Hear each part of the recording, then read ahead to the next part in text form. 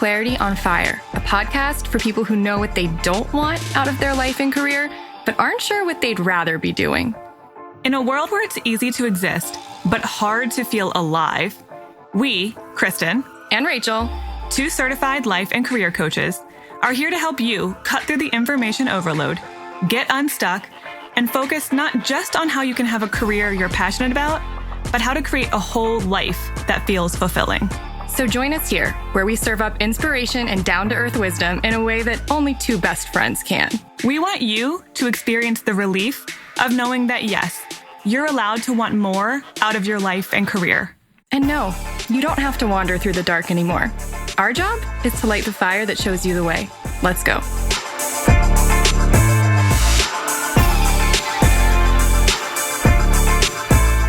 Hello. Hey. That was like weird. Hello. I don't know what that was. Okay.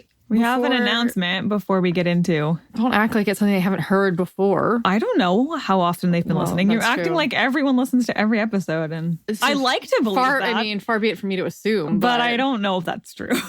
Probably not. So today is the second to last day. So tomorrow is the last day of enrollment for our very last round of the PBVE ever. We started with 50. Since we're recording this ahead of time, I don't know how many we have left, but like assume a handful. So if you want to go through our, this is our coaching process. We just are doing it in a group instead of one-on-one. To make it more accessible, a little bit more do-it-yourself. We do have some support, though, that we give you guys in the forum. We are in there every day. We're already in there. Everyone's been introducing themselves, and we've been chatting with everyone. So it's a very active forum. So you do get some support. But yeah, it's our coaching process to help you figure out, what do you want to do with your life?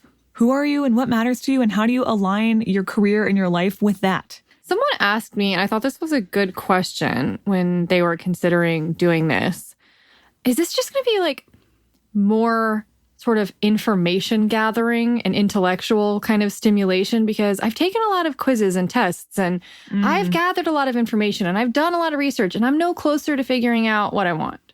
And my response was, this is not that at all. Like, you don't need more information. You need to be able to get clear on what you actually want. And in order to do that, you've really got to kind of dig down to a deep level and establish, who am I? Because if I don't know who I am, then you can't know what you want if you don't know who you are. And there's a lot that gets in the way of knowing who you are. Your beliefs, your fears, your limitations, your assumptions, your history. And then once we clear some of that out, you have to kind of start from scratch sometime establishing, what are my values? What are the things I actually deeply care about? And how do I build a life around that?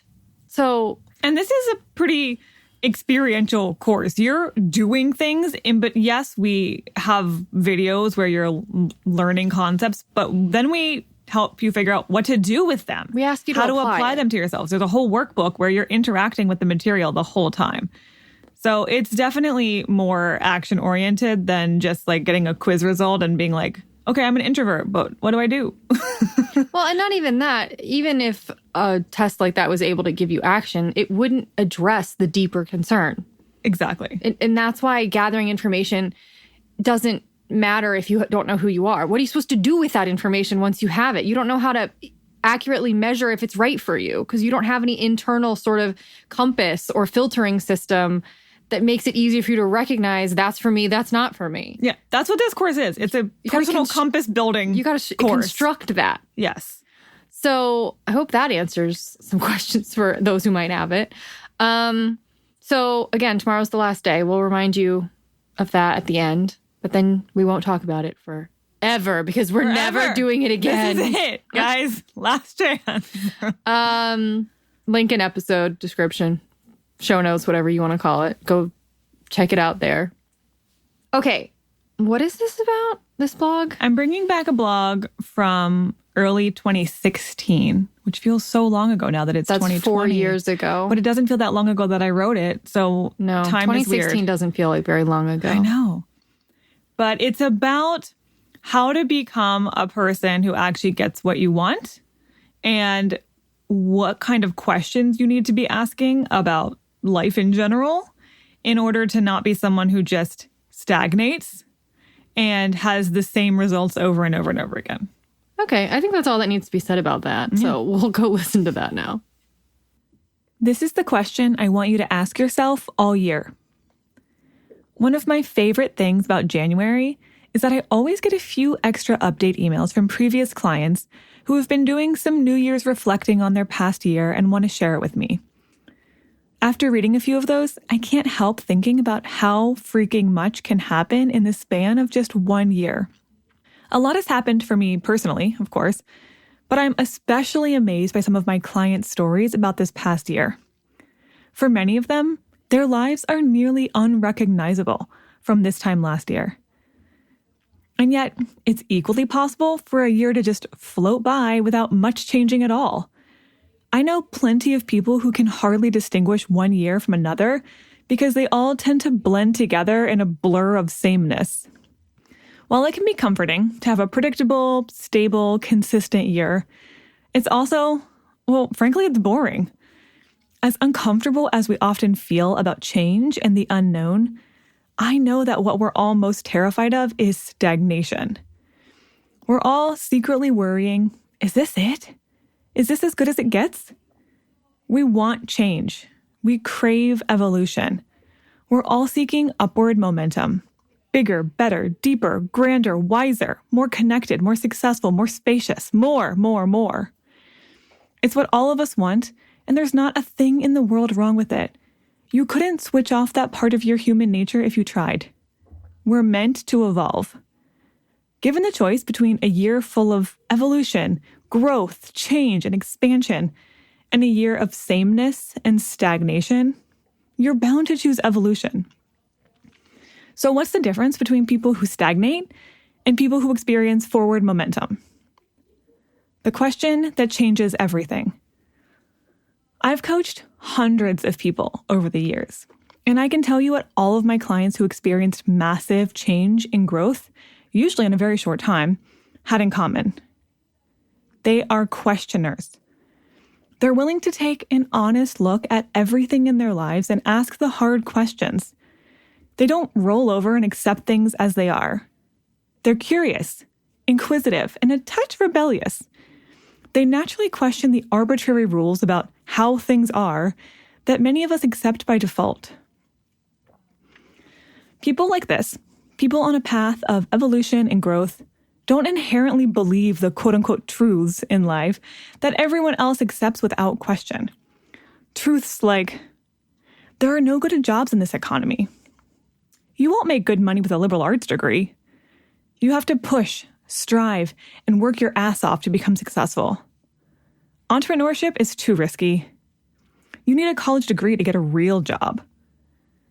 There's one question in particular that people with a growth mindset ask when faced with these kinds of limiting truths, and it's the question I want you to start asking yourself for the rest of 2020. What if that's not true? What if it could be different for me? People don't just do that. This past year was hugely transformational for my client, Julia. What I love about Julia is that even when she's been skeptical and scared, she's stayed open-minded and brave enough to keep asking herself this question over and over again for nearly a year. And let me tell you, it has paid off. When I first started working with Julia, she was in a prestigious consulting job, making good money and on her way to promotions, raises, and leadership positions. She was traveling to cool countries, staying in luxury hotels on her company's dime, and steadily climbing the ladder. Living the life, right? Not exactly. Julia came to me feeling burnt out, unfulfilled, and bored. This was a lot of people's dream for her, but it wasn't her dream.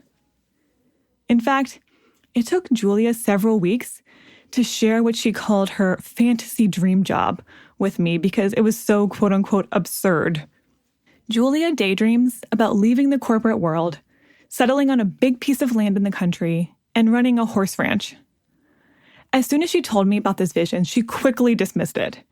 That's a crazy dream, though. People don't just do that. Most people would have stopped right there. They would have simply accepted the truth that people don't just do that. And that would have been the end of their dream, forever. Thankfully, Julia was willing to play along when I asked her, what if that's not true? What if it could be different for you? What a year of questioning can look like. Since then, Julia has been asking herself this question every time she hits up against a limitation. Nobody quits a job after just 2 months, she said. But she did it anyway and got offered 2 weeks of paid leave from her very understanding boss. People who live in cities can't own horses, she told me. And as of this week, she's living in a big city with her horse boarded close enough that she'll be able to visit multiple times a week. I can't ask for that much money and flexibility at my new job. That's crazy. They'll turn me down, she insisted. But she asked anyway, and a few days later they offered her the job with the exact compensation plan that she'd requested. Julia is no different from the rest of us, except that she's learned to question limitations instead of accept them at face value. So where's Julia now? I'll let her tell you in her own words. My life finally has direction. While I'm still years away from my goal of having a horse ranch, I've taken the first steps to get there. I'm taking classes to get the horse training education I'll need, and I got a different job that gives me more free time to actually be able to work on my goal. I have a much more positive outlook on life because I now know that I'm actually going somewhere meaningful to me, not just having a career. The strongest revelation I had was that if I don't at least try to have a ranch where I can share my love of horses and their wisdom with other people, I'll feel like I missed the purpose of my life. Remember less than a year ago when she was hardly willing to speak her vision out loud? And now, just by asking, what if it's not crazy to quit the corporate world and have my own horse ranch? What if things could be different for me? She set her life on a totally new course. Questioning the truths that limit you will open you up to a life you never thought possible. So, what truths are limiting you? If you're willing to get curious and a little rebellious by questioning the limitations that other people take as truth, I guarantee 2020 will be anything but stagnant for you. So tell me, are you ready for this to be a year of massive change and evolution for you? Are there any truths that you hear over and over again that you want to question? What limitations do you hope to disprove? Leave a comment to let me know. Okay, this is it. If you want to... Final reminder.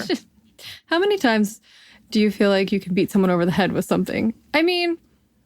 I just don't want anyone to feel like, oh man, I didn't know. Because at this point, if you don't want to do the PBVE, that is great. Great, don't do it. Guess what? You're going to be so happy on Friday because we're never going to talk about it again come next podcast. Yeah. But I don't want anyone, because we always get those stragglers who come late and are like, oh man, I didn't know. Well, I also have people who like sit on the fence and they're like, maybe I'll do it next time. And I'm like, well, there's not going to be a next time. If you want to work with us in that way, you have to then do coaching. It's one-on-one coaching or nothing after this. Pretty much. I mean, the short course will be there, but it's not the same process. It's a different experience. Not even close to the same process. It's a much more kind of intro process. Yep.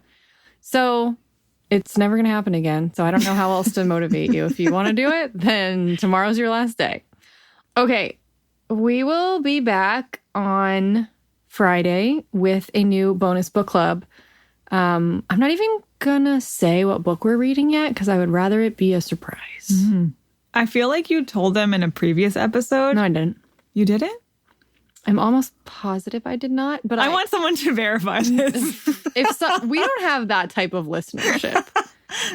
Who will like correct fact check us? Me? I don't think so. That never happens. Well, then maybe it's a surprise, or maybe I feel like you prepared people. No.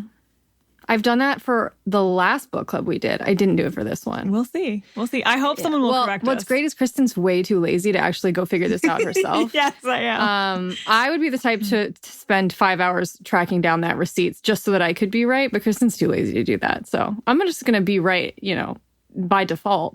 She's letting me win right now. Because I'm not going to try that hard. All right. See you on Friday. Bye.